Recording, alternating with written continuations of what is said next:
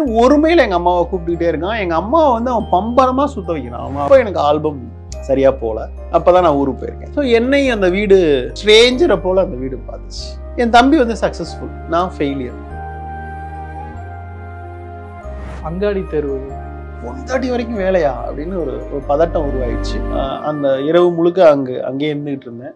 2 மணி நேரம் 3 மணி நேரம் தூங்குகிற ஒரு நவீன கொத்தடிமையா இந்த நகரத்துல இருக்கிறான், அதுவும் ரங்கநாதன் ஸ்ட்ரீட்ல இருக்கான் அப்படின்றப்ப அதை உண்மையிலேயே அது பார்க்க ஆரம்பிச்சேன். அப்படியே கதை வளர ஆரம்பிச்சிச்சு. கடையை விட்டு வெளியே வந்தோடனே கதை முடிஞ்சிருச்சு, படம் முடிஞ்சிருச்சு. அதுக்கு பிறகு அந்த பொண்ணுடைய கால் போகணுமா, இந்த கேள்வி நிறைய பேர் என்கிட்ட கேட்டாங்க. ஆனா எனக்குள்ள நான் ஒரு கதையை நினைச்சு வச்சிருக்கேன். அந்த கதை என்னன்னா, இந்த 2K கிட்ஸ்க்கு இவ்வளோ இனிப்பாவும் தின கொண்டாட்டங்கள்ல நிறைஞ்சு வழிகிற இந்த சாக்லேட் ஐஸ்கிரீம் எல்லாமே ஒருத்தனுக்கு கசப்பா இருந்துச்சுன்னா என்னவா இருக்கும்? சாக்லேட் கசக்கும் சொல்ற ஒருத்தனுடைய கதை தெரியும். இந்த சாமிக்கெல்லாம் என்ன பேரு அப்படின்னு கேட்டேன். ஏன்னா அவர்லாம் தாடியா வச்சிருந்தாரு, அவர் ஒரு ஃபாரினை சேர்ந்தவரா இருந்தார். நீங்க ஏன் இந்த சாமி கும்பிடுறீங்க அப்படின்றப்ப, இவர் பேர் கார்ல் மார்க்ஸ், இவர் பேர் லெனின், இவர் பேர் எங்கல்ஸ், இவர் பேர் ஜீவானந்தம் அப்படின்லாம் சொன்னாங்க. எப்படி கேள்வி பண்ணாங்கன்னா, சங்கர் சார் மாதிரி ஒரு பெரிய கமர்ஷியல் டைரக்டர் வந்துட்டு இப்படி ஒரு சின்ன படம் எடுத்திருக்கியே, அவர் எவ்வளோ கமர்ஷியல் கற்றுக் கொடுத்துருக்கிறாரு, அதை உன்னை ப்ரூவ் பண்ணிக்க முடியலையே அப்படின்னு நிறைய சொன்னாங்க.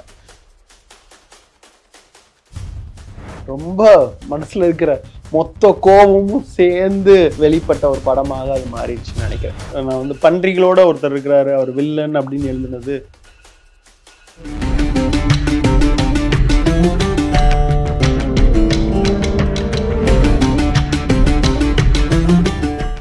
வணக்கம் sir. Vasantha Balan sir, thank you for your time. என் பேர் வசந்த் பாலகிருஷ்ணன். ஸோ ஒரு வயசு வரைக்கும் நம்ம வந்து அப்பா கூட்டு போகிற படங்கள், மாமா கூட்டு போகிற படங்கள் வந்து பார்ப்போம். அதுதான் நான் அதிகமாக பார்த்தது. ஒரு வயசுக்கு அப்புறம் நாமளே சூஸ் பண்ணி படங்கள் பார்க்க ஆரம்பிப்போம். அதில் நிறைய விஷயங்களை டிஸ்கஸ் பண்ணுவோம், டைரக்டர்ஸ் பற்றி பேசுவோம். அப்படி பேச ஆரம்பித்த காலத்திலேருந்து நான் ரசித்த, எனக்கு பிடிச்ச, இப்போவும் ரொம்ப மதிக்கிற டைரக்டர்ஸில் நீங்களும் ஒருத்தர். ஸோ இந்த நக்கீரன் ஸ்டுடியோவுடைய அந்த ரைட்டர்ஸ் கெஃபேக்கு நீங்கள் டைம் கொடுத்தது நன்றி. மகிழ்ச்சி. நீங்கள் வந்து அந்த வீரப்பன் தொடரோட one of the writer. I think நான் ரொம்ப வீரப்பன் பற்றி எழுதியிருந்தேன் நான். ஸோ மகிழ்ச்சியாக இருக்குது. ரொம்ப சரியான ஒரு கண்டென்ட்டை கொண்டு போய் சேர்த்ததில் நீங்களும் ஒரு பங்காக இருக்கிறீங்க. ஸோ உங்களோட பேசுகிறதுல மகிழ்ச்சி. Thank you sir. அந்த ரைட்டப் கண்டிப்பாக அது எங்களுக்கு பெரிய உற்சாகம் கொடுத்தது. ஏன்னா பல படங்களை ஒரு சாம்பிள்ஸாக, உதாரணமாக பெஞ்ச்மார்க்காக உருவாக்கிய நீங்கள் வந்து அதை குறிப்பிட்டு சொல்லும்போது எங்களுக்கு ரொம்ப அது சந்தோஷமாக. ஏன்னா தமிழ்நாட்டில் நடந்த முக்கியமான ஒரு அரசியல் அது ஆக்சுவலாக. ஏன்னா இன்னமும் அந்த பெண்களுக்கான நிவாரணத் தொகை சரியாக போய் சேரலைங்கிறது தான் உண்மை ஆக்சுவலாக. ஸோ அப்படி இருக்கிறப்ப ஒரு வீரப்பன் தொடர் வருது, அது வந்து ஒன் சைடடாக இருக்குது. ஸோ அது ரொம்ப எனக்கு வருத்தமாக இருந்துச்சு. ஸோ அதுக்கு எதிராக ஒரு கருத்து தான் சொல்ல முடியும். ஆனால் எப்படி மக்கள்கிட்ட ப்ரெசென்ட் பண்ணுறது அப்படின்னு நான் நினச்சிட்டு இருந்த நேரத்தில் கரெக்டாக அந்த கூஸ் முனிசாமி வீரப்பன் அப்படிங்கிற அந்த தொடர் வந்து உண்மையிலேயே இன்னொரு சைடு என்னவா இருந்துச்சு, மக்கள் இதில் எவ்வளோ பாதிக்கப்பட்டாங்க, அந்த பெயினை எனக்கு பார்க்குறப்ப ரொம்ப ஒரு மாதிரி ரொம்ப கஷ்டமாக இருந்துச்சு. ஏன்னா ஏற்கனவே நான் வந்து இது வந்து நிறைய பத்திரிகையிலேயே படிச்சிருக்கேன், எல்லாமே செஞ்சுருக்கேன். ஸோ அப்போது அந்த பெயின் வந்து ரொம்ப நிஜமாவே ரொம்ப கஷ்டமாக இருக்குது. ஏன்னா சம்மந்தம் இல்லாத ஒரு தேடுதல் வேட்டையில் சம்மந்தம் இல்லாத குற்றமே பண்ணாத பொதுமக்கள் உலகம் முழுக்கவே இப்படி தான். ஒரு வார் நடந்தாலும் சரி, எந்த ஒரு கிரைம் ஆக்டிவிட்டி நடந்தாலும் சம்மந்தம் இல்லாத யாரோ ஒருவர் வந்து அங்கே மாட்டிப்பாங்க. இப்போ இந்த உலகத்தினுடைய சட்டம், நீதி, இலக்கியம், கவிதை, சினிமா எல்லாரும் யார் பக்கம் நிற்கிறோன்னா, இந்த சம்மந்தம் இல்லாமல் ஒருத்தர் பாதிக்கப்பட்டாங்கல்ல அவன் பக்கம் தான் எப்பயுமே நிற்கும். அந்த குரல் தான் இலக்கியம், அந்த குரல் தான் சினிமா. இப்போ பைசைக்கிள் தீவ்ஸ் அப்படின்னு எடுத்தா 2ஆம் வேர்ல்டு வாரில் என்னென்னமோ இருக்கிறப்ப ஒரு சைக்கிள் காணா போட ஒருத்தனுடைய வழியை சொல்றது மூலியமாக 2ஆம் அந்த நூற்றாண்டில் வேலைவாய்ப்பு பஞ்சம் எவ்வளோ தலைவிரிச்சு இருந்துச்சு 2ஆம் உலகப் போரில் அப்படிங்கிற அந்த துயரத்தை சொல்றது. இதுதான் உலக திரைப்படங்கள், இலக்கியம் எல்லாமே. ஸோ நான் எப்பயுமே நினைப்பேன், குரலற்றவர்களின் பக்கம் எப்போதும் நம்ம குரல் கொடுத்திருப்பதான் ஒரு எழுத்தாளர், ரைட்டர், டிரெக்டர், பத்திரிகை, கலை, இலக்கியம் எல்லாத்தினுடைய பணியுமே அந்த பணி தான் நான் நினைக்கிறேன். ஸோ அதனால் நான் அதுக்கு கண்டிப்பாக குரல் கொடுக்க வந்தேன். Thank you sir, thanks a lot. இப்போது கதைகள், ஒவ்வொரு கதையும் தோன்றுனது அதோட எழுத்தாளருக்கு தோன்றுனது வந்து ஒரு இடமா இருக்கும் இல்லையா? இப்போ ரீசெண்டாக பேசிட்டு இருக்கும்போது இப்போ அமீர் சார் வந்து ராம் கதை வந்து ஒரு நியூஸ் பேப்பரில் படித்த ஒரு நியூஸ், ஒரு ரொம்ப கோரமான ஒரு நியூஸ்லேருந்து தொடங்குச்சுனாரு. பாலாஜி சக்திவேல் சார் வந்து நம்ம பார்த்துருக்கோம், காதல் படத்தோட கதை வந்து கூட பயணம் பண்ண ஒருத்தரோட கதை, ட்ரெயினில் கூட பயணம். ஆமாம். இப்போ ஜே பேபி கூட ரீசெண்டாக பார்த்தீங்கன்னா டைரக்டரோட பெரியம்மா அவங்களோட கதையாக இருந்தது. இப்போ உங்களுக்கு ஒவ்வொரு படமும் தொடங்கின இடம், அந்த இதை படமாக பண்ணலாம் அப்படின்னு தொடங்கின இடம் ஞாபகம் இருக்கா? ஒவ்வொரு படத்துக்கும் வெயில் தொடங்கின இடம்னா? வெயில் தொடங்கின இடம் நான் வந்து வெயில் பெரும் வெற்றிலாம் அடைஞ்சிருச்சு. நானே அந்த கேள்வியை கேட்டுட்டேன், இந்த கதை உனக்கு எங்கே தோன்றுச்சு அப்படின்ட்டு. நான் வந்து சென்னைக்கு வந்துட்டேன். சென்னைக்கு வந்துட்டு ஏன்னா நான் வந்து கிட்டத்தட்ட 20 வயசில் சென்னைக்கு வந்துட்டேன். டிகிரி முடித்தோடனே வந்துட்டேன். கிட்டத்தட்ட என் வீட்டை விட்டு நான் கிட்டத்தட்ட ஒரு 10 வருடங்களுக்கு மேலே பிரிஞ்சு இருக்கிறேன். தனியாக சென்னையில் இருக்கிறேன். 2 வருஷத்துக்கு ஒரு முறை, 1 வருஷத்துக்கு ஒரு முறை தான் வீட்டுக்கு போகிற ஒரு பழக்கம் இருந்தது. ஸோ நான் வந்து கிட்டத்தட்ட ஆல்பம் ரிலீஸ் ஆயிடுச்சு. ரிலீஸ் ஆகி நான் வந்து ஊருக்கு போகிறேன். ஊருக்கு போனால் என் தம்பி என்னையோட ஒரு 5 வயசு சின்ன பையன், என் தங்கச்சி ஒரு 7 வயசு.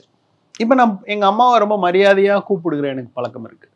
எங்கள் அம்மா எங்கள் அப்பாவை ஒருமையில் கூப்பிடாம ரொம்ப மரியாதையாக கூப்பிடுறேன். இப்போ நான் வந்து ஊருக்கு ஒரு 10 வருடங்கள் கழிச்சு ஒரு வாரம் விருதுநகரில் இருக்கிறான் அப்படிங்கிற சூழ்நிலைக்கு போகிறப்ப நான் பாத்ரூமில் குளிச்சுக்கிட்டு இருந்தேன். என் தம்பி வந்து அந்த வீட்டினுடைய அங்கனவெளி அப்படின்னு சொல்லுவாங்க, அந்த அங்கனக்குழியில் உட்காந்து குழி. அப்போது எங்கள் அம்மாவை கூப்பிட்டுமா தலை தைச்சுடுமா அப்படின்னு அவன் ஆர்டர் பண்ணிக்கிட்டு இருக்கான். அதை செஞ்சுக்கிட்டே இருக்கான். அவங்க அம்மா ஏமா இது செய்யாதா, இது போ, உனக்கு தெரியாது போ அப்படின்னு ஒருமையில் எங்கள் அம்மாவை கூப்பிட்டுக்கிட்டே இருக்கான். எங்கள் அம்மாவை வந்து அவன் பம்பரமாக சுத்த வைக்கிறான். அவன் அப்போ வந்து ஒரு இதில் ஒர்க் பண்ணிட்டு இருந்தேன், ஆட்டோமொபைல்ஸ்.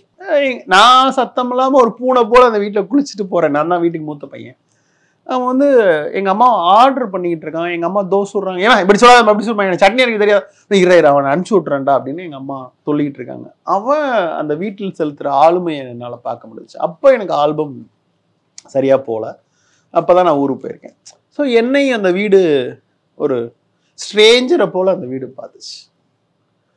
என் தம்பி வந்து சக்ஸஸ்ஃபுல், நான் ஃபெயிலியர். இப்படி தானே இந்த ஒரு சமூகம் முழுக்க பார்க்கும். ஒருத்தனை ஃபெயிலியரை வந்து ஸ்ட்ரேஞ்சராகவும் சக்ஸஸ்ஃபுல் இருக்கிறவங்கள மனிதர்களை கொண்டாடுறதா தானே பார்ப்பாங்க. எங்கள் அம்மா அப்படி டிஃப்ரென்ஷியேட் பண்ணல. ஆனால் நான் இது வந்து ஒரு பொது உருவகமாக நான் நினச்சிக்கிட்டேன். ஸோ இந்த உருவகத்தில் இருந்து நான் வந்து மெதுவாக என் வாழ்க்கையை மெதுவாக திரும்பி பார்க்க ஆரம்பித்தேன். அப்போ என்னுடைய தங்கையோட திருமணம் நடந்தது. இப்போ வந்து மாப்பிள்ளையை கையை பிடிச்சி தானே கூட்டிகிட்டு போவோம் நம்ம மச்சாங்கிறத முறையில். அப்போ நான் வந்து மாப்பிள்ளையெல்லாம் கையை பிடிச்சலாம் கூப்பிட்டு போக மாட்டேன். எனக்கு வந்து இந்த ஒரு மாதிரி கூச்சம் இருக்கும். இந்த டிவி ஃபோட்டோவிலலாம் இன்டர்வியூ எடுக்கிறதுக்கு அது முன்னாடி நிற்கிறதுக்கெலாம் கூச்சம் இருக்கும். என்னை முன்னிலைப்படுத்திவதுக்கு நான் ரொம்ப கூச்சப்படுகிறேன். எங்கள் அம்மாட்ட சொல்லியிருந்தேன், என் தம்பி அதை செஞ்சான். அப்போ படம் சரியாக போகாதனால ஒரு பெரிய செட்பேக் இருந்துச்சு. ஒரு மனநிலையே ஒரு சின்ன ஒரு லோவாக இருந்தேன். ஸோ அதனால் அந்த கல்யாணத்தில் நான் தூரத்திலிருந்து பார்த்தேன். அவன் வந்து ஒரு மூத்த அண்ணன் மாதிரி அந்த கல்யாணத்தை மொத்தமாக இழுத்து போட்டு எல்லா வேலையும் செஞ்சான். ஸோ இந்த 2 சம்பவம் வந்து எனக்கு வந்து முதல் முறையாக இந்த 2 பேர் வாழ்க்கையை வச்சு என் வாழ்க்கையும் வச்சு விருதுநகருங்கிற ஒரு நகரம் வந்து திரையில் பதிவாகலை. ஏன்னா விருதுநகருக்குன்னு நிறைய ஸ்பெஷல் இருக்குது. முக்கியமாக வெயில், புழுதி அப்படின்னு நிறைய சொல்லலாம். ஸோ இந்த பல்வேறு தன்மைகளை வச்சு ஒரு கதை எழுதலாம் அப்படின்னு தோணுச்சு. உண்மையிலே அந்த மொமெண்ட் அப்படின்னா அன்னைக்கு பாத்ரூமில் விருதுநகரில் குளிச்சுட்டு இருந்த ஒரு மொமெண்ட்டு தான் எனக்கு ஸ்டோரி உருவாகிறதுக்கான முக்கியமான இடம். இப்போ இதை நீங்கள் சொல்லும்போது அந்த தோல்வின்றது அது உங்கள் உணர்வாக தான் அதிகமாக இருந்ததா, இல்லை வீட்டில் அது வெளிப்பட்டுச்சு நீங்கள் நம்புறீங்களா? இல்லை வீட்டில் வெளிப்படல. இப்போ என்னன்னா நம்மளுக்கு ஏற்படுற ஒரு சின்ன உணர்வையும் நம்ம அதீதமாக பார்க்குற பழக்கம் இருக்கிறது. நம்மளுக்கு ஒரு அரும்பு மீசை கூட முளைச்சிருக்காது, நம்மளுக்கு பெரிய மீசை முளைச்ச மாதிரி நம்ம நினச்சிப்போம். சைக்கிள் ஓட்டவே சரியாக வராது, நம்மளுக்கு பயங்கரமாக ஓட்டம் வந்துருச்சுன்னு நம்புவோம். காதலே வந்திருக்குது, அந்த பொண்ணு என்னை பார்த்தா லவ் பண்ணுறான்னு சொல்லுவோம். ஸோ நம்மளுக்கு சின்ன முள் தான் குத்திருக்கும், ஓவராக கத்தி கூச்சல் போடுவோம். இது மாதிரி முதல் முறையாக ஒன்று நடந்ததை நான் ரொம்ப அதீதமாக நினச்சிக்கிட்டேன். இந்த உலகமே என்னை ஒதுக்குற மாதிரி நினச்சிட்டேன். உங்களுக்கே தெரியும், ஒரு ஃபெயில் ஆனதுக்கே நம்ம வந்து ஐயோ இந்த உலகமே என்னை ஒதுக்கிடுச்சு, வெறுத்துருச்சு அப்படின்னு நம்ம நம்புவோம் இல்லையா? அந்த மனநிலையிலிருந்து அந்த கதையை எழுத நான் பயன்படுத்திக்கிட்டேன்னு சொல்கிறேன். இப்போ அரவான் காவிய தலைவன் நாங்கள் பார்த்துருக்கோம், அந்த சமயத்தில் சொல்லியிருக்கீங்க. எனக்கு அநீதி படம் தொடங்கின இடம் தெரிஞ்சுக்கணும்னு தோணுது. ஒரு சாக்லேட் விளம்பரம் நீங்கள் பார்த்துருப்பீங்க. ஒரு சாக்லேட் விளம்பரம், ஒரு பையன் சாக்லேட் சாப்பிட்டுட்டே இருப்பான். ஒரு மூதாட்டி கேட்பாங்க, அவங்க கைத்தடி கீழே விழுந்திருக்கும், எடுத்து கொடுப்பான்னு சொல்லிட்டு. அது இல்லாமல் அதை எடுத்து கொடுக்காம அவன் சாக்லேட் சாப்பிட்டுட்டே இருப்பான். மேலேருந்து அவங்க எந்திரிச்சு எடுப்பாங்க, மேலேருந்து ஒரு பியானோ கீழே விழும். தேங்க்ஸ் பண்ணி எதுவுமே பண்ணாமல் இருக்கிறதுக்கு போது ஈட் அந்த சாக்லேட், டூ நத்திங் அப்படின்றப்ப எனக்கு வந்து ரொம்ப ஷாக் ஆயிடுச்சு. சொசைட்டிக்கு எதுவுமே பண்ணாத என்னுடைய இனிப்பை மட்டும், என்னுடைய பொருளை மட்டும் நீ வந்து கன்சியூம் பண்ணு அப்படின்னு சொல்ற இந்த கன்சியூமர் மனநிலை பற்றி எனக்கு தோணுச்சு. இந்த கன்சியூமர் மனநிலை இருந்து நான் என்னுடைய மனநிலைக்கு போனேன். சின்ன வயசுல எங்கள் சித்தப்பா எனக்கு சாக்லேட் வாங்கி கொடுத்தாரு. என் வாழ்க்கையில் சாக்லேட்டுங்கிறது என்னவா இருந்துச்சு. எங்களுக்கு வந்து அப்படி ஒரு 5 ஸ்டார் சாக்லேட்டு சாப்பிட்றதுக்கு எங்களுக்கு முடியாது, அவ்வளோ செலவழிக்க முடியாது. Middle class. எங்கள் அப்பா ஒரு கவர்மெண்ட் சர்வெண்ட் தான், ஆனால் அனாவசிய செலவை ஏன் செலவழிக்கணும் எங்கள் அப்பா நினைக்கிற ஒருத்தர். அதனால அவர் வந்து அதை செலவழிக்க அனுமதிக்க மாட்டார். ஸோ அதனால என் லைஃப்பில் சாக்லேட் என்னவா இருந்துச்சுன்னு யோசிக்கிறப்ப இவ்வளோ இந்த குழந்தைகளுக்கு, இந்த 2K கிட்ஸ்க்கு இவ்வளோ இனிப்பாகவும் தின கொண்டாட்டங்களில் நிறைஞ்சு வழிகிற இந்த சாக்லேட், ஐஸ்கிரீம் எல்லாமே ஒருத்தனுக்கு கசப்பாக இருந்துச்சுன்னா என்னவா இருக்கும் அப்படின்னு இந்த தாட்டை யோசித்தேன். ஆக்சுவலாக அந்த நொடியில தான் சாக்லேட் கசக்கும் சொல்கிற ஒருத்தனுடைய கதை இது அப்படின்னு தோணுச்சு. இப்போ கூட நம்ம வந்து லே ஆஃபை பற்றி பேசிக்கிட்டு இருந்தோம். அந்த அந்த அந்த அந்த படத்தில் அநீதியில் ஒரு வசனம் வரும், ஒரே மெயில் அத்தனை பேரும் தெருவில் நின்னோம் அப்படின்னு சொல்லிட்டு. ஸோ அதனால அதிலிருந்து அப்படியே அந்த கசப்பு எங்கேருந்து வந்துச்சு அப்படின்னு யோசிச்சு தான் அநீதி கதை வந்தது. நம்ம பேசும்போதும் சரி, உங்கள் படங்கள்லையுமே நிறைய ஒரு தொழிலாளர்களுக்கான அல்லது அடித்தட்டு மக்கள், அந்த உழைக்கிற முதலாளிகளாக இல்லாமல் இருக்கிறவங்களுக்கான சிந்தனை வந்து அங்கங்கே வெளிப்பட்டுட்டே இருக்கு. உங்களுக்கு அது மாதிரி நேரடியாக இன்வால்மெண்ட் இருந்ததா? இப்போ கம்யூனிஸ்ட் கட்சிகள்லையோ இல்லை இயக்கங்கள்? ஆமாம், எனக்கு இருந்துச்சு. எனக்கு வந்து என்னென்னா, என்னுடைய வீட்டுக்கு ஆப்போசிட்டில் ஒருத்தங்க, அவங்க கம்யூனிஸ்ட் கட்சி தலைவர்னு அந்த ஏரியாவில் ஒரு முக்கியமானவர்னு வச்சுக்கலாம். எங்கள் வீட்டில் எல்லாம் சாமி படம் இருக்கும் வரிசையாக. வீட்டில் உள்ள நுழைஞ்சோடனே சாமி. ஏன்னா முன்னாடி வீடுங்கிறது 2 பத்தி தானே. ஒரு ஹால் இருக்கும், ஒரு கிச்சன் இருக்கும், அதுக்குள்ளே தான் சாப்பிட்டுக்கணும், படுத்துக்கணும், பெட்ரூம்ங்கிறது அவ்வளோதான். ஸோ அது மாதிரி எங்கள் வீட்டுக்கு ஆப்போசிட்டில் நான் போகிறப்ப அவங்க நிறைய சாமி படம் இருந்துச்சு. எங்கள் வீட்டில் இருக்க சாமி படத்துக்கு பேர் தெரியும். இவர் வெங்கடாச்சலபதி, இவர் கணபதி, இவர் முருகர் அப்படின்னு பேர் தெரியும். இந்த சாமிக்கெலாம் என்ன பேர் அப்படின்னு கேட்டேன். ஏன்னா அவர்லாம் தாடியாக வச்சுருந்தாரு, அவர் ஒரு ஃபாரினை சேர்ந்தவராக இருந்தார். நீங்கள் ஏன் இந்த சாமி கும்பிட்றீங்க அப்படின்றப்ப, இவர் பேர் கார்ல் மார்க்ஸ், இவர் பேர் லெனின், இவர் பேர் எங்கல்ஸ், இவர் பேர் ஜீவானந்தம் அப்படின்லாம் சொன்னாங்க. அப்படியே இவங்கெல்லாம் யார் அப்படின்னு சர்ப்ரைஸ். இதான் முதல்ல எனக்கு அது தோணுனது. அப்புறம் மெதுவாக அவங்க வீட்டில் இருக்கிற பசங்களோட நல்ல நட்பு உருவாச்சு. தொடர்ந்து கம்யூனிசம்னா என்ன ரொம்ப ஆசையாக இருந்துச்சு. இந்த உலகமே செம்மாயிரும் அப்படிங்கிற அந்த கனவு ரொம்ப பிடிச்சிருந்துச்சு. ஏழை பணக்காரன் இல்லாமல் போயிடுவாங்க அப்படின்றப்ப, ஸோ இந்த மாடி, எல்லா மாடியும் ஒரே மாடி ஆயிரும், எல்லா குடிசையும் இல்லாமல் போயிடும் அப்படிங்கிற அவர் எக்ஸ்பிளைன் பண்ணுவார். அது ரொம்ப ஆசையாக இருந்துச்சு. அப்படி மெதுவாக சின்ன வயசுல இருந்தே ஒரு கற்பனை உலகத்துக்கு ஆசைப்பட்டு அதில் ஈர்க்கப்பட்டேன். அப்புறம் வந்து நான் வந்து ஒரு 10th ஸ்டாண்டர்ட் படிக்கிறப்ப எனக்கு வந்து ஏதோ ஒரு தலைப்பில் கட்டுரைப்பட்டியில் பேசணும் அப்படின்னு சொன்னாங்க. அதுக்கான தரவுகளை திரட்டுறதுக்காக எங்கள் வீட்டுக்கு வந்த ஒரு கார்பெண்டர், அவர் கம்யூனிஸ்ட் கட்சியை சேர்ந்தவர். நீங்கள் எனக்கு ஏதாவது உதவி செய்ய முடியுமா அப்படின்னு கேட்டேன். அவர் எங்கள் ஊரில் கத்தலாம்பேட்டி கேட்டுக்கிட்ட லெலின் மன்றம் ஒன்று இருக்குது, அங்கே வாங்க அப்படின்னு கூட்டிகிட்டு போய் அங்கே நிறைய தோழர்கள்ட்ட அறிமுகப்படுத்தி வச்சார். அப்போ நான் கவிதைகள் எழுத ஆரம்பிச்சிட்டேன். அப்புறம் என்னுடைய கவிதைகள்லாம் காமிச்சேன். அப்போ அவங்க சோசியலிசம்னா என்ன, கம்யூனிசம்னா என்ன, லெனினிசம்னா என்ன அப்படின்னு எல்லாத்தையும் அவங்க எக்ஸ்பிளைன் பண்ண ஆரம்பித்தாங்க. மெதுவாக அதன் மூலிமா அதில் ஈர்க்கப்பட்டு அவங்களோட பயணிக்க ஆரம்பித்தேன். அப்புறம் அது என் மனசில் தொடர்ந்து இருந்துக்கிட்டே இருந்துச்சு. அது பிறகு ஒரு +1 +2 college first year, second year, third year இதெல்லாமே அந்த பார்வையில் இருந்தது. ஸோ அது என்னுடைய படைப்புகளில் வெளிப்பட்டுக்கிட்டே இருக்கு. இப்போ நீங்கள் கவிதை எழுதுவேன்னு சொல்லியிருந்தீங்க. உங்கள் கவிதைகள் ரொம்ப பிடிக்குமா? எப்பயுமே மனசில் இருக்கிற உடனே தோன்ற கவிதை வரிகள்னா எதுவும் ஞாபகம் இருக்கா? ஏன்னா கவிதை தான் படிமங்களோடு இருக்குது எப்பயுமே. அந்த படிமங்கள் எப்பயுமே இருக்கும். எனக்கு நான் உடனே தோணுன்னா நான் வந்து முதல்ல வந்து நான் இரும்பு குதிரைகள் அப்படின்னு ஒரு நாவல், அதில் பாலகுமாரன் எழுதின கவிதை இன்னமும் அப்படியே நான் இருக்கு. குதிரைகள் கடவுள் ஜாதி, அதை கும்பிடுதல் உலக நீதி, புணர்ந்தமின் குதிரைகள் ஒரு நாளும் தூங்கியதில்லை, தூங்குவதா மிகப்பெரிய பாவம், வாழ்வதோ சிறிது நாட்கள், அதில் சாவினை நிகர்த்த துக்கம், இது குதிரைகள் எனக்கு சொன்ன வேதத்தின் முதல் பாகம் அப்படின்னு சொல்லி அந்த அந்த அதில் ஒரு 9 கவிதைகள் இருக்கும்.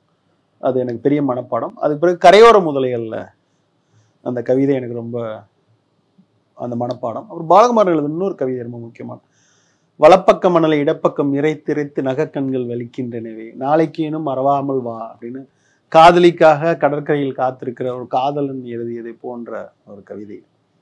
தேவதாசனுடைய ஒரு வரி உண்டு, எப்பயுமே நான் சொல்லியிருக்கேன், அன்பை விட மிகச்சிறந்த உணர்ச்சி ஒன்று அந்த பிளாட்ஃபாரத்தில் கிளிங் என்று மினுங்கி கொண்டிருந்தது. அன்பை விட மிகச்சிறந்த உணர்ச்சி இந்த உலகத்துல என்ன இருக்கு அப்படின்னா அதுக்கு பேரிடப்படலை அப்படின்னு அர்த்தம்.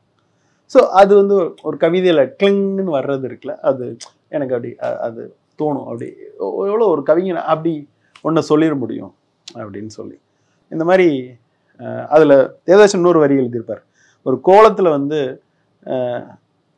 புத்தாண்டு வாழ்த்துக்கள் 2021 அப்படின்னு எழுதிருக்கு பதிலாக 2021 ஒரு குழந்தை எழுதியிருப்பார். அவர் எழுதியிருப்பார், ஒரு தப்படியில் அடுத்த நூற்றாண்டுகளுக்கும் சேர்த்து வாழ்த்துகள் சொன்ன அந்த சிறுமிக்கு என் மனமார்ந்த வாழ்த்துக்கள் அப்படின்னு சொல்லி ஒரு கவிஞன் வந்து ஒரு சிறு பிள்ளையை கூட எப்படி பார்க்க முடியும் அப்படிங்கிறதும்.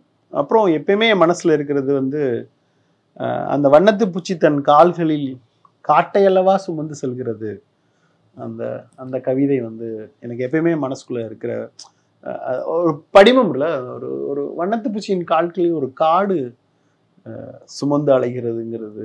அப்புறம் ஒரு விதைங்கிறது விதை இல்லை, ஒரு பெரிய மரமே ஒரு விதைக்குள்ள இருக்கிறது அப்படிங்கிறது. எப்பயுமே இந்த கவிதையை நான் வந்து தொடர்ந்து அப்படி ஒரு கவிதை படிமமா இந்த உலகத்தை பார்க்கறது எப்பயுமே எனக்கு ரொம்ப அழகா இருக்கும், பிடிச்சிருக்கும். அது எதிரிக்கும் பிடிக்கும்னு சொல்லலாம். ஒரு நேரடியாக ஒரு வசனம் சொன்னா அவங்களை ஹட் பண்ணிடும், ஆனால் கவிதையா அதை நான் சொல்றப்ப அவங்களை ஹட் பண்ணாது. அப்புறம் சினிமாவில் நான் ஜெயிச்சே ஆகணும்னு நினைக்கிறப்ப வந்து ஒரு நாளும் நான் எனக்குள்ளே சொல்லிக்கிட்டு இருக்க கவிதை வந்து தேடிச்சோர் நிறந்துண்டு பல சின்னஞ்சிறு கதைகள் பேசி மனவாடி மிகவும் என்று பிறர் வாட பல செயல்கள் செய்து அந்த கவிதையை நான் எனக்குலானே சொல்லிக்கிட்டே இருப்பேன். வீழ்வேன் என்று நினைத்தாயோ அப்படின்னு சொல்லி அந்த கவிதை எனக்கு ரொம்ப பிடிக்கும். சைக்கிளில் அப்போ நான் சைக்கிளில் வச்சுருந்தேன், அசிஸ்டன்ட் ரைட்டராக இருந்தப்போ முன்ன பின்ன சொல்லிக்கிட்டே இருப்பேன். ஏன்னா இங்கே வந்து லட்சத்தில் ஒருத்தர் தான் திறமை இருந்தாலும் ஜெயிக்கிறதுக்கான வாய்ப்புகள் இருக்குது. ஸோ ஊர்லேருந்து வந்து அப்படி ஆயிடக்கூடாதுன்னு எனக்குள்ளே நான் சொல்லிக்கிட்டு இருக்க மந்திரம். இப்போ என் பையன் 7th படிக்கிறான், அவன்கிட்ட வந்து அவன் இங்கிலீஷ் மீடியம் தான் படிக்கிறான். இருந்தாலும் ஒரு அவனை உட்கார வச்சு இந்த கவிதையை மனப்பாடம் பண்ணு அப்படின்னு சொல்லி சொன்ன கவிதை இதுவாக தான் இருக்கு. ஸோ இப்படி கவிதை வந்து ஏதோ ஒரு இடத்துல எனக்கான ஒரு எனர்ஜியை தர்றதாக இருக்கிறது. ஏன்னா ஈவன் நான் ஷூட்டிங்கில் கூட கவிதை புஸ்தகம் வச்சுருப்பேன். அதிலிருந்து ஏதாவது ஒரு படிமம் நம்மளுக்கு உதவுமா அப்படின்னு பார்ப்பேன். ஏன்னா இந்த வாழ்க்கை முழுக்க படிமங்களால் தான் ஆகப்பட்டது. ஸோ படிமம் ஏதோ ஒரு இடத்துல நம்மளுக்கு வந்து ஒரு பெரிய ரோல் பண்ணணும்னு ஆசைப்படுவேன். நேரடியாக ஒன்று சொல்கிறத விட ஒரு படிமம் மூலியமாக தான் இந்த மொத்த உலகமும் நம்மளுக்குள்ள மனசுக்குள்ளே இருக்குது அப்படிங்கிறத நான் ஆழமாக நம்புகிறேன். ஏன்னா போபால் விவசாயில பாதிக்கப்பட்டதை பற்றி நம்ம சொல்கிறப்ப ஒரு குழந்தையோட மண்டையோடு தான் பேப்பரில் வந்து அந்த பதிவு. ஸோ இந்த மாதிரி நிறைய சொல்லிட்டே போகலாம். ஏன் படிமம் ரொம்ப உலகத்துக்கு முக்கியம் அப்படிங்கிறத சொல்லிட்டே போகலாம்.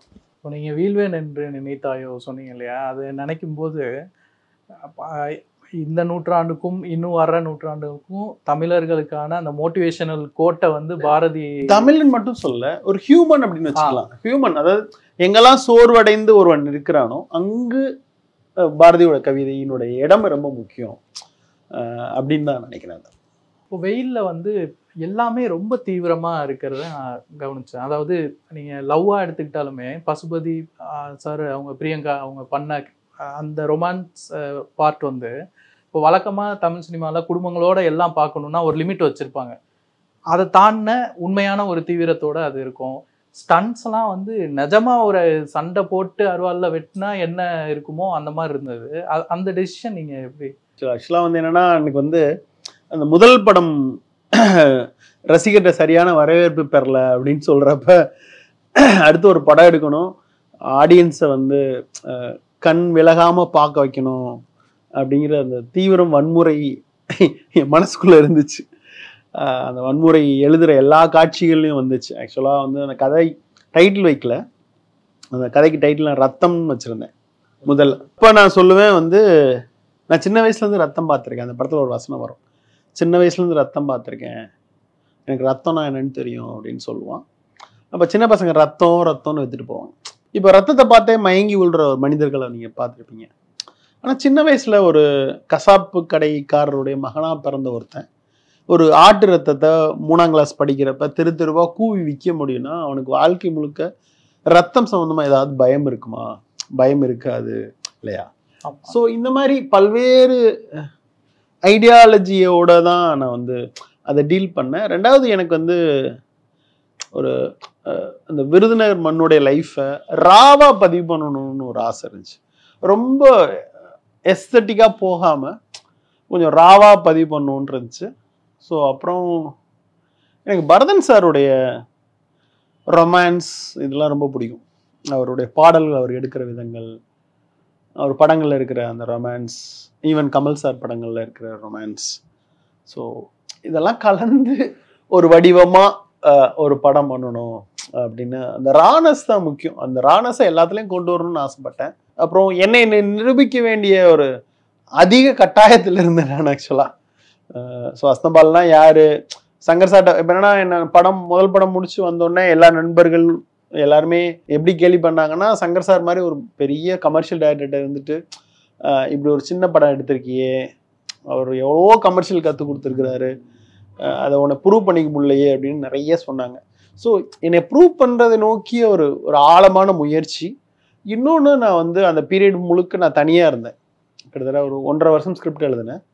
1.5 வருஷமும் ரூமில் நான் மட்டும் தனியாக இருப்பேன். நான் மட்டும் எழுதிக்கிட்டு இருந்தேன் அந்த கதையை, அடுத்து படம் பண்ணுறதுக்கான கதையை. ஸோ அதனால் ரொம்ப மனசில் இருக்கிற மொத்த கோபமும் சேர்ந்து வெளிப்பட்ட ஒரு படமாக அது மாறிடுச்சுன்னு நினைக்கிறேன். எல்லாமே எக்ஸ்ட்ரீமா அது அது அது என்னன்னா, அந்த சூழ்நிலையிலிருந்து வெளிப்படுகிற வெளிப்பாடு.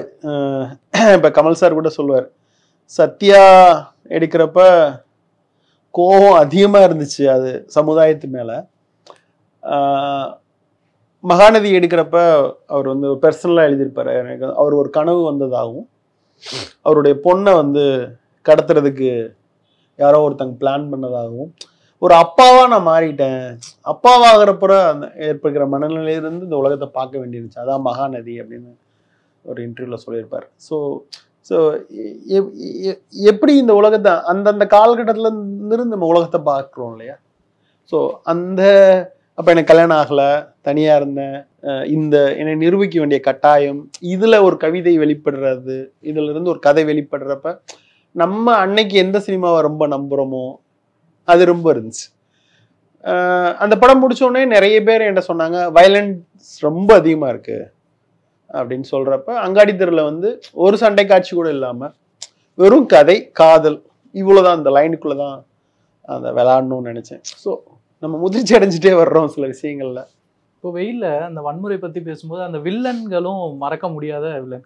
பொதுவாக இப்போ வில்லன்கள்னா நம்ம ரொம்ப டீட்டெயில்ஸ் பார்க்க மாட்டோம். அதாவது ஒன்று ஒரு தாதாவாக இருப்பாங்க, இல்லை ஒரு அரசியல்வாதியாக இருந்தால் போதுமானது, அதிகபட்சம் ஒரு ஒயின் ஷாப் வச்சுருக்கவங்க, வட்டி கூர். நீங்கள் ப்ராப்பராக ஒரு ஃப்ளக்ஸு அட்வர்டைஸ் பண்ணுற துறையில் ஒருத்தர், அவரும் கொஞ்சம் வன்முறையான ஆள், ஒரு ரவுடித்தனமான ஆள், ஆனால் அவருக்கு ஒரு தொழில் இருக்குது. இன்னொரு வில்லன் பார்த்தீங்கன்னா பன்றிகள் வச்சிருக்கிற வளர்க்குற ஒருத்தராக இருப்பார். ரைட்டிங் ஆஃப் வில்லன், அந்த வில்லன் கதாபாத்திரங்கள் எழுதுனதை பற்றி. நான் ஆக்சுவலாக வந்து நான் வந்து பன்றிகளோட ஒருத்தர் இருக்கிறாரு, அவர் வில்லன் அப்படின்னு எழுதுனது ஒரு பிழையாதான் நினைக்கிறேன். இன்னைக்கு இப்போ திரும்பி பார்க்குறப்ப அப்படி எழுதியிருக்க கூடாதுன்னு நான் வந்து நினைக்கிறேன். ஏன்னா வந்து இன்னைக்கு வந்து ஜாதி ரீதியான பார்வையோட சினிமா திரைப்படங்கள் பார்க்க ஆரம்பிக்கிறப்ப ரொம்ப கவனமாக சில விஷயங்களை தவிர்க்கணும். ஸோ அதனால நான் வந்து அன்னைக்கு அப்படி நினைக்கிறேன். இன்னொன்று வந்து அது மேக்சிமம் அந்த கதை வந்து ஒரு 90% நிஜமாக நடந்த சம்பவங்களுடைய தொகுப்பு தான்.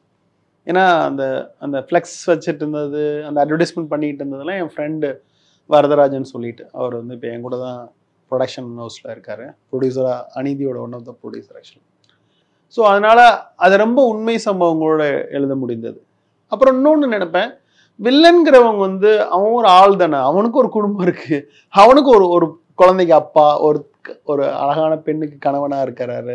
ஸோ அவருக்கு கெட்ட சாயலோட அப்படி இருக்கக்கூடாதுன்னு ஆழமாக நினைப்பேன். இதை வந்து இன்னும் சரியாக பண்ணணும்னா அங்காடி தெருவில் அதை சரி பண்ணேன்னு தான் நினைக்கிறேன். அங்காடி தெருவில் கடை மீது அக்கறை கொண்ட ஒரு வியாபாரி, இந்த மனநிலை தான் அந்த கடையினுடைய முதலாளி. அவர் எக்காரணத்து கொண்டும் பெண்களை அப்யூஸ் பண்ணுறதோ குடிக்கிற ஒரு ஆளாவோ காட்டக்கூடாது அப்படிங்கிறதுல ரொம்ப கவனமாக இருந்தேன்.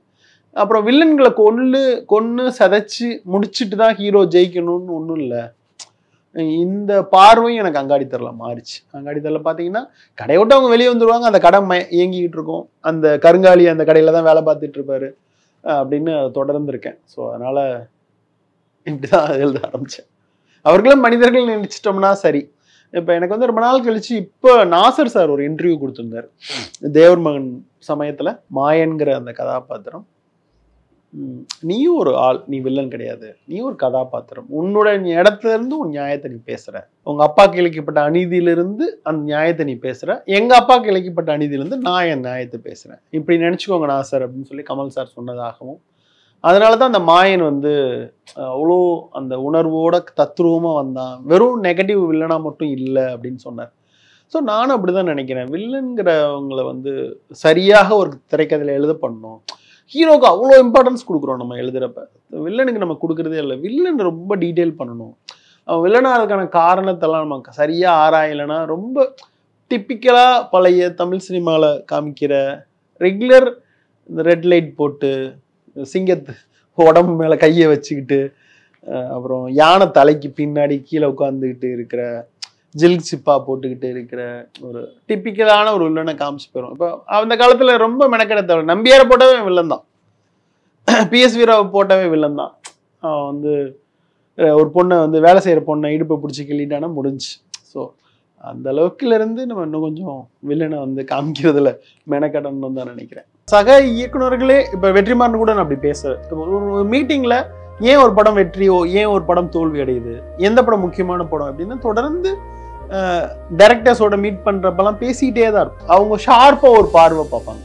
இந்த இடத்துல இருந்து அந்த கதை எடுக்கப்பட்டிருக்கு. இப்ப உண்மையிலே சொல்லணும்னா பூமணியோட வெக்கையே நான் படம் பண்ண வேண்டியது. ஏன் பண்ணலன்னா, தமிழகத்தின் அரசியல் புலனாய்வு வரலாறு நக்கீரன் பப்ளிகேஷன்ஸ் இந்த கோடை விடுமுறையை புத்தகங்களுடன் கொண்டாடுங்கள். கோடை காலத்தை முன்னிட்டு ஏப்ரல் 23 முதல் மே 30 வரை நக்கீரன் வெளியீடுகளான அனைத்து நூல்களுக்கும் 25% சிறப்பு தள்ளுபடி. புத்தகங்களால் கோடையை கொண்டாடுவோம்.